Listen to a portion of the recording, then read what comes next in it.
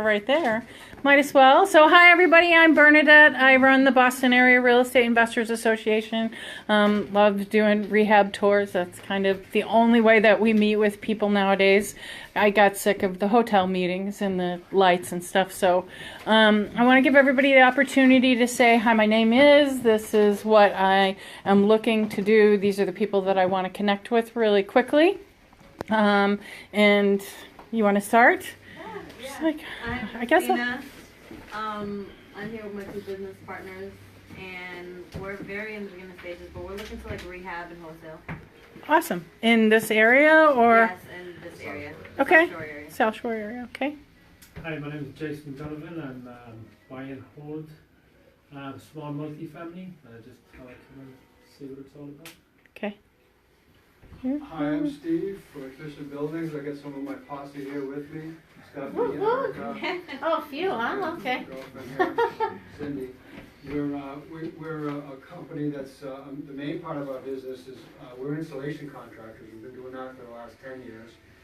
We've just been into the restoration space as well, doing water and mold restoration, like disaster type stuff.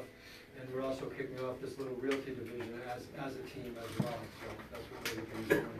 We've been coming to a couple of these meetings already, so we're learning a lot. We're also involved in the Brownstone JV program as well. So we're getting our feet wet, jumping into the deep end. Awesome. Ed? I'm Ed Abrams, new rehabber, also real estate agent with Remax in Cambridge, and also finishing up the Brownstone JV program. So finish up our first project in Norton. Should be done hopefully in a couple weeks. And also we are working on a project in Arlington, and we've partnered with Brownstone on that. We sourced the project. It was an MLS deal, but the value add was to add a story and a half and create a much higher value product. And so going forward, I'm going to be looking for some partners to do projects like that. Also just looking for sources for new rehabs. So wholesalers or anybody that's got a deal anywhere like 45-mile radius or 45-minute radius from Cambridge. Okay. Awesome. I'm Mark Bartholomew. Of course, I'm here with Christina and Mishu, and like she said, we're looking to wholesale rehab in the South Shore area, network, do some JV projects. We're very fresh, we're very new, we're very ready to go. Awesome. Good place to be. My name is Mishu Smith. Just like my business partner said, I honestly have nothing else to add on. Okay. Mario Playfighter with M&M Solution Provider. We're looking for values between 110 and 140, and the ARVs would be around 250, the sweet spot, and also 5 to 12 family, kind of commercial properties in that area. I'm not sure where, but mainly the South Shore. Okay. All right. Yeah, let's come over this way. Welcome. I'm Derek Daddy. I'm here with my boss Steve, and I'm learning as much as I can to help the company out. So Okay. here to learn too. So. Yeah. My name is John Rutter. I'm got my fingers in a lot of things. I run the kitchen division for a general contracting company that actually came and bid on this house to do the rehab. But I also own my own kitchen cabinet company and renovation company, and I'm trying to get my feet wet in flipping my own houses going forward. I do about 200 kitchens a year, and that's with all three companies combined. And I also do a little bit of hard money lending as well. What areas do you work? Well, with the company I've been working for, we've been anywhere. We're just finishing up a job in Dennisport. We've been all the way out in Wilbraham. We just finished, I just invested, which we just sold in a property in Lowell, a two-family in Lowell. So if the money's there, we'll go. Okay. Awesome, because everybody's always asking me for good priced someone to do kitchens. So. Hi, my name is Monique Wallace, and I am fresh in the game, doing a project with Renee and Jerry. Not this actual project, but another one. Just have, right now I'm just lending money, but looking forward to flipping and doing buy and holds of rental properties. Awesome. Hi, I am Diane Needle.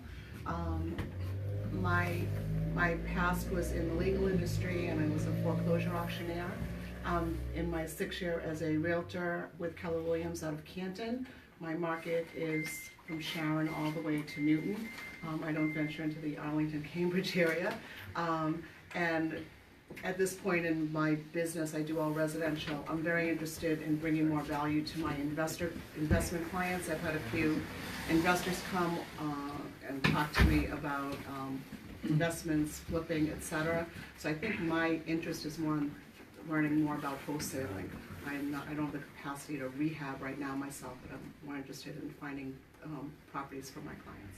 Okay. Hi, my name is Erica Horman.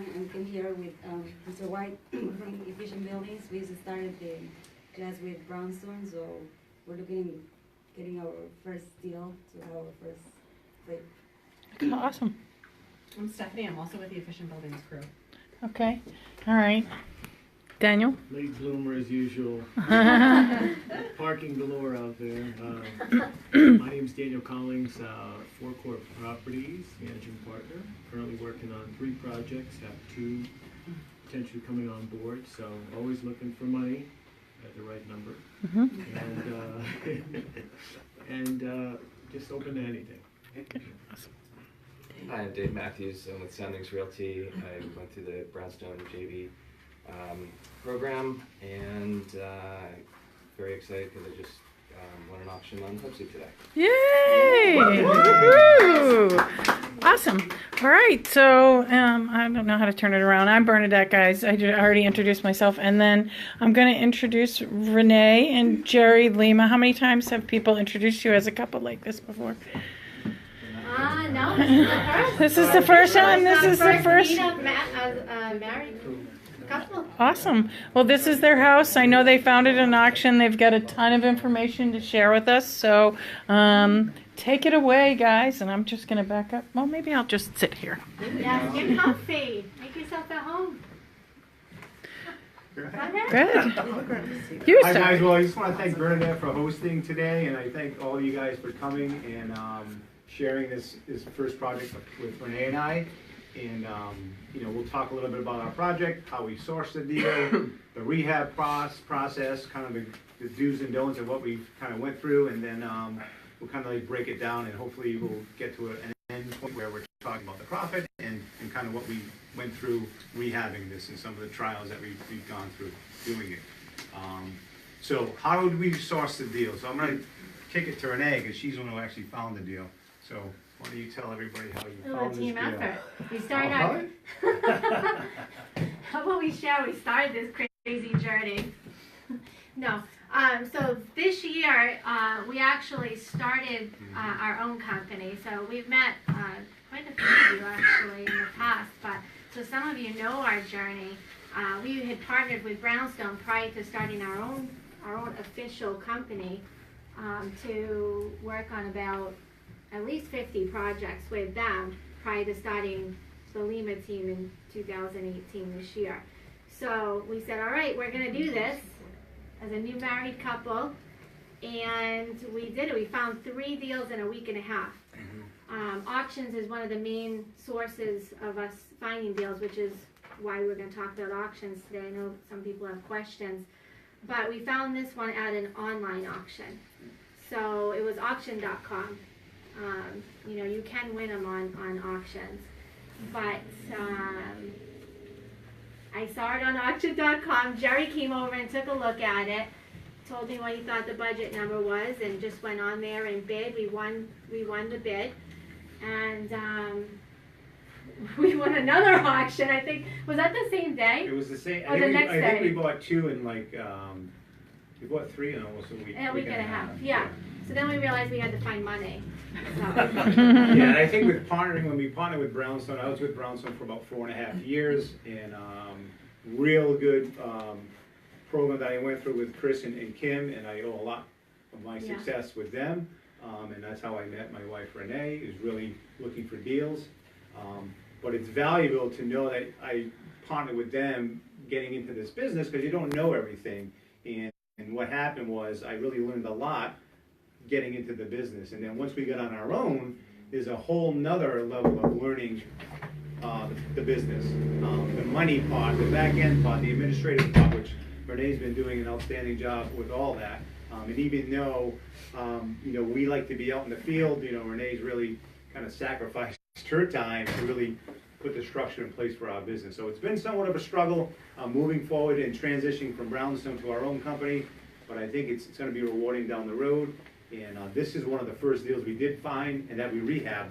The other one we did find, we actually got very creative in how we kind of put that deal together, and we didn't even rehab. We ended up selling it back to the person that was living in the house. So, but this one was the first kind of rehab that we put together, and this is the final product. So when we found the deal, you guys are out there talking about finding deals. Dave, you just found one on Hubzoo, right? And I texted you early. What did I say? Now it's real. Right? Yeah, it's real. Now it's real. So now you got to fix these things and rehab and put your contractors in place. So that's really some of the struggles that you have in this business in general. But if you find good quality contractors, it makes the process a lot easier. So yeah. So I think we're gonna share some tips with you just on how to be successful at auctions, because we are asked a lot on how to win deals at auctions. So for Jerry and I, we both got into this individually before we became married. We actually met through this crazy adventure. Myself personally, I have a background in sales. I was a loan officer, real estate agent, and then really I was planning to get out of real estate. I didn't really want in real estate. I think in real estate you have to have thick skin and a strong stomach, and I didn't feel like I have either of those. And I had these other dreams of what I wanted to do. It wasn't real estate, but really, it's faith brought me to real estate. I knew Brownstone, I knew Kim and Chris, and partnered with them to learn how to fix and flip houses. I was working with investors prior to that. Jerry's background is education. For over 20 years in education, went through some serious things before, life changes, before he decided, I've always wanted to real estate invest, and said, I'm going to do this. And he kind of hounded Chris Coy at Brownstone saying, what do you got for me? And he's like, I don't have anything for you. So he became a guinea pig of Brownstone to really learn how to get into the business. And, since then, the two of us partnered with Brownstone. My partnership was shorter. It was less than a year. His was over 4 years. It helped with fixing and flipping over 50 houses before we decided to start our own company. So newly married, new business, and it has been like, the struggle is real. It's not all the, the limelight of social media. You see all of the... You mean it's not a Flip This House show? No, it's not. It's not. No. But we're alive. We're still married. That's another word they're probably thinking of. We haven't thrown the towel yet. But I just, I want to kind of share that, because I just want to say that if I can do this and Jerry can do this, like anybody can do this, and everyone has their own reason as to why they want to get into this business. But you got to remember that and hang tight to that, because it's such a great opportunity. And this house, this is our first final product as husband and wife. We found it together. Then we had to find money. I was completely freaking out, like, okay, we have 3 houses. How are we going to, buy these things? Yeah. Kim and Chris always said, just find a deal, and the money will, you'll find the money, which it's true. What we've learned has been true, and then putting together. You had more than one person wanting to give you money for this. Yeah, we had for the 3 houses, people, multiple people. That has not been difficult. We've had multiple people wanting to reach out. And I'm sorry, don't interrupt. No, go ahead, sorry. All I want to say is there's value in that'll networking. Stop. There's value in networking too, because we reached out to Bernadette on some of those deals, yes. And we got a slew of emails coming to us asking about the deals. So we met this young lady right here. So there's a lot of opportunity, and I have a pretty optimistic view of this business. It's probably maybe clouded in grandeur to a certain extent, and I don't live in reality a lot of times in this business. And I think that helps me, but it also hurts me, right? Renee is really conservative and reality driven, like this is the real. I'm like, no, it's up here, you know. So I have a very positive attitude on this stuff, and you know, even when we were like stressing out about money, I'm like, well, we're gonna find the money. We will find the money, and we end up finding money. And it comes back to networking. It comes back to I think integrity, the people that you are, and what you're presenting out there. And I think between the two of us, we have a pretty good reputation in this business, and that's why people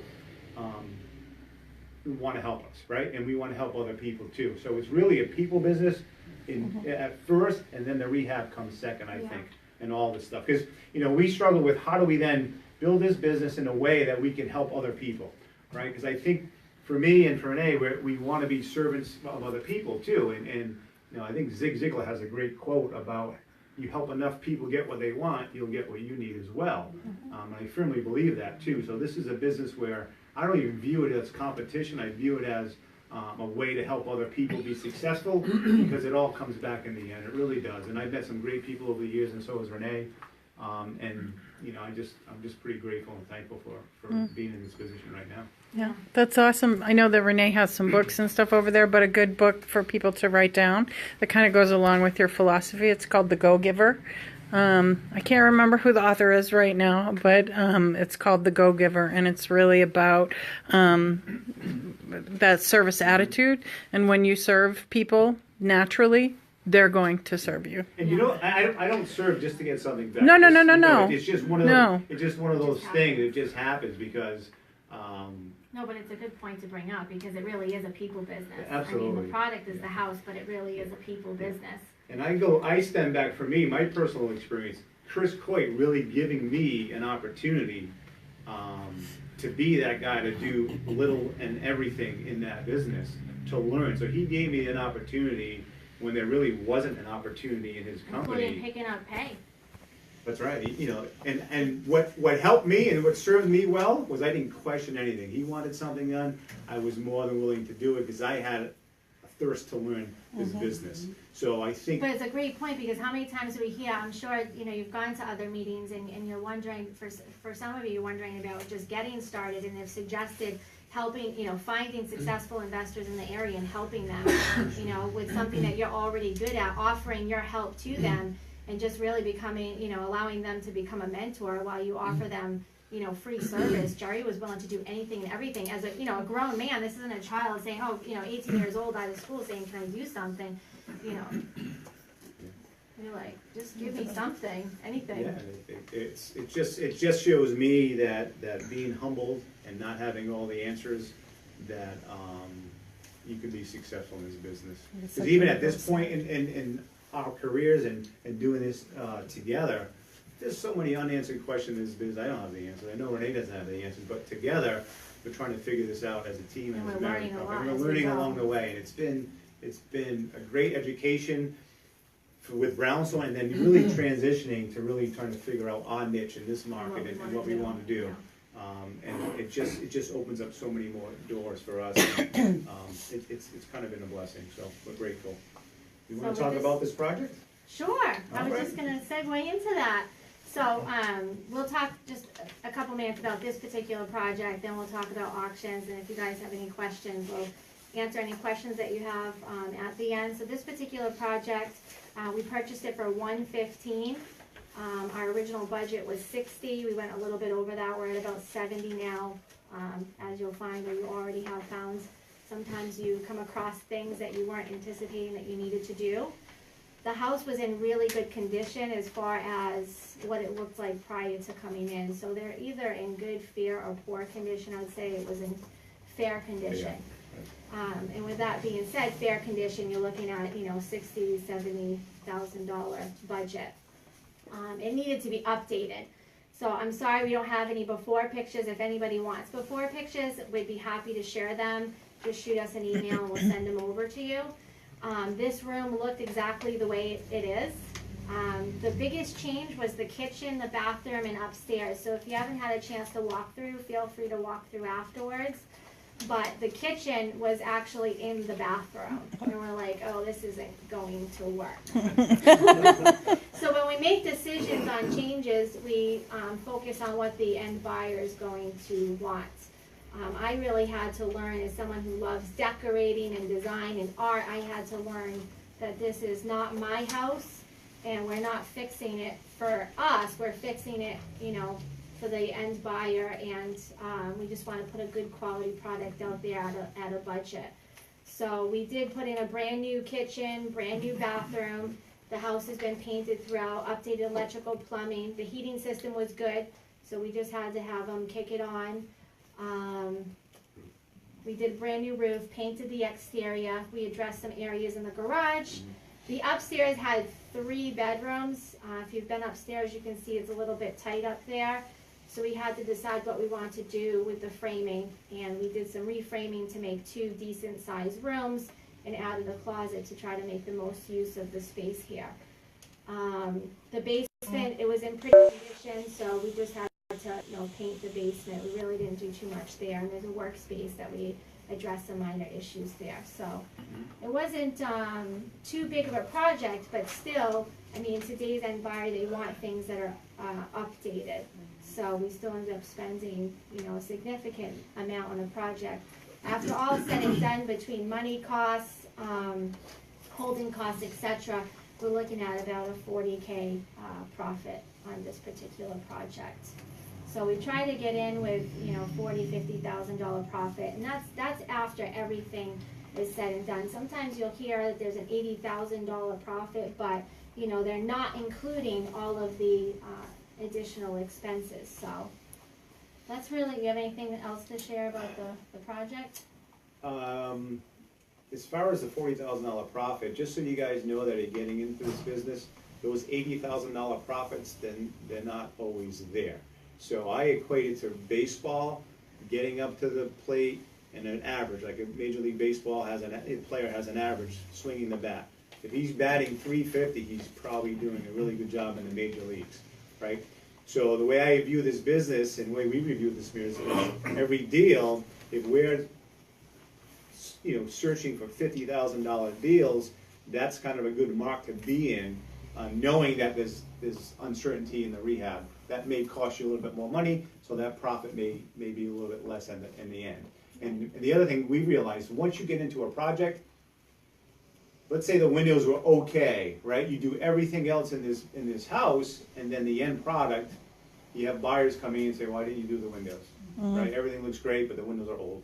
So it's those decisions that you kind of have to make, and you have to make them during the rehab. You know, it's good to get in there and get a real assessment of the actual budget and what you want to do. But Renee and I have been here 3 or 4 times just walking upstairs trying to get a layout with the contractor to make sure it's going to be a good fit. So, you know, Renee actually came up with the idea of moving the walls and really maximizing the space, putting the closets in there, because like she says, it's about the end buyer as well. So, I think what's helped with that too is just the real estate experience. So even if you don't have a real estate license, that's fine. There's plenty of opportunities to go out there and look at houses and see what's on the market and see what the market actually calls for. You don't want to do something that's outside of the market, you know, just to make the most use of the space, make sure the layout actually makes sense, because if you don't have to, you obviously don't want to change walls. Yeah, because this used to be a door, excuse me, there was a door right here. No, you don't have to move. Okay. There was a door right here, and where that kitchen was, there was another window there too. So we decided to block this up, make this a living space, and then really put the kitchen there, and then move the bathroom where the old kitchen was. And I think the other value that is important when you buy a house, I was always told, get to know the neighbors, be friendly with the neighbors. So I was friendly with the neighbors here. So I knock on the door, say hello, you know, and just kind of introduce myself. And then I was able to get inside this house, which is very similar to this one. The neighbor's house, I was inside that house as well. So it gives us ideas. And then when we really went into the bedrooms upstairs, we found the bedrooms were really small and they could just fit a bed. So with that being, you know, in our minds, that's when we came up with the idea of really making that space much bigger. And the other thing is, when you make connections with the neighbors and they're friendly, you get to know the history about the property, who was living here, what kind of status was going on.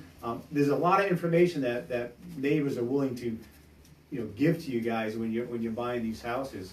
The other thing I realized, you make connections. So the landscaping here was done by our neighbor. So he, he was did a fabulous he was job. cutting the grass for us, and he was like, "Yeah, I'll cut the grass." So during We'd the have process, to pay to have a landscaper cut the grass every week. because he takes care of his lawn, so he wanted another house that was well maintained. So he came to me one day and said, "Jerry, you want me to do the landscaping?" I'm like, "You want to do the landscaping?" So he's like, "Yeah, sure." And he kind of walked me through what he wanted to do. Renee and I talked about it, and I'm like, "Okay, sure, you're hired." So he's done that. He's done some painting for us. He painted the foundation. So it's value in actually, learning who your neighbors are, and just being friendly and kind to people. So we're going to talk a little bit about auctions since we found this house at an auction. But before we do that, we want to give away an awesome book. I don't know if anyone else likes to read, but this is an awesome book by Simon Sinek. Start with why. If your why isn't big enough and strong enough, then it's tough business to be in, because you need something to keep you going when things are tough. But in order to give away this book, I'd like to hear from somebody your reason why you're either in this business or you want to get started in the business. I'll do it. Go ahead, Mario. Well, my why is three-phase. One is first and foremost as a single parent for my son, my daughter, and my beloved Duke. That's the main why. Second part of the why is that I'd be able to improve the quality of life of other people. Families are going through a lot of trauma with foreclosures and that. And my three niches are single moms, elderly people, and veterans. So therefore, I can improve their quality of life and do it that way and give a legacy. Awesome. I think that warrants a book, Mario. Yeah. Right? You got me inspired, Mario. That is a good why. There you go. I know for many years before I met my wonderful husband, my why was my daughter, being a single mother. And here she is, drawing. She doesn't really love the real estate thing. But Sorry, guys, my phone is gonna die. oh, that phone's gonna die. All right, awesome. So you want to get started on Sure, auctions. So we're going to talk about auctions. How can we be successful at auctions? Sure. Many ways. You need to do your homework prior to the auctions. So we have a couple of notes here. Now, we're talking about the why, right? But you also need to, this is a very competitive business. And I think Renee touched upon it earlier about you need to have a strong stomach. And you need to be able to kind of go through the ups and downs of this business. Because it is competitive out there. When I first got in the auction business, I was pretty elusive, didn't really talk to many people, and just kind of was really focused on winning the project, winning the house, winning the bid. I was pretty driven and focused that way. I don't know if that's the best approach all the time, but I'm learning now that it's good to maybe talk to other people, make that connection and that kind of stuff. So auctions are a great network. As a video. it is, and I never thought it that way. I was kind of like, I had the blinders on, and I'm like, listen, I'm winning this house, and I'll do whatever it takes to win the house. That's what everybody is like there, though. I know, and Dave, you've been to a couple of auctions, and I wasn't. You don't have to be that way. They're When great I talk to people, they're like, give me this look, like, what are you doing? Yeah, so our new approach is really kind of reaching out to people in the auction and just getting to know them, because there's wholesale opportunities for these people and for us, networking, lending. There's a big slew of people out there that we don't know. So if I go in there with a closed mind and not really talk to anybody, I'm actually doing our business a disservice. So you can everything's about maximizing opportunity, working smarter, not harder. And if you're there to win the auction, you may or may not win that auction, but you have opportunity to also meet other people, and there are other people just like all of us that are, looking for opportunities. So it's worthwhile. Absolutely, and it doesn't mean you can't be aggressive. It doesn't mean you can't be persistent. I know Dave and I have had conversations about how do you win one of these things. It's persistence. It's really getting out there. Am I right, Dave? Yeah. Preparation, knowing the market, knowing the houses you're going to look on, getting to that property prior to even the auction day. How many do you have to bid on, just out of curiosity, to win? 20 to get one? To win one. So there's a ratio out there. So the mentality that we've had is it's the next one. But even with the 20, I'd have to say you want to do your due diligence before you get out there, because you go to 20 crappy ones that are not even, worthwhile, or if you don't know your numbers, you could be bidding on something you shouldn't really be bidding on. So it's 20 quality auctions, meaning just think about what is your niche, what type of property do you want to buy. Jerry and I pretty much buy the same kind of you know, we look at the same kind of properties all the time. We want something that's a cookie cutter property. We want something that's in, you know, a hot market where we can find comps. And then we just do the other due diligence, which we're gonna talk about. Yeah, But exactly. we do online research prior to getting there. Yes. So, Can I ask a question? Where are you finding the auctions? Is there an aggregator for the different auction houses that are out there now doing the physical auctions? Or are you finding, I know back when I was in the business, that they do advertise prior to the auction data set, the legal notice that goes out. So I'm just asking, how do you find, how in advance of the actual auction date do you find them? And then they always get postponed a lot too, right? Well, we're going to talk about that too, so we'll just Okay. take questions at the end, because you may Super. find that we're going to answer the question before Thank you you. even ask it. Okay. Yeah. But that's actually leading right into, we were going to share that next, so Yes, so there it you works go. out perfect. So with the auctions, there's just a couple of different sites that we kind of use. So find Is out it online. online or they're live, right? If you go to auction.com, they'll tell you it's an online auction, or they'll tell you it's on the property. So there's two different ways you can do this. We kind of do both. Renee really does a nice job going online and really kind of hunting the deals online, and you track them. It's almost like an eBay for houses, right?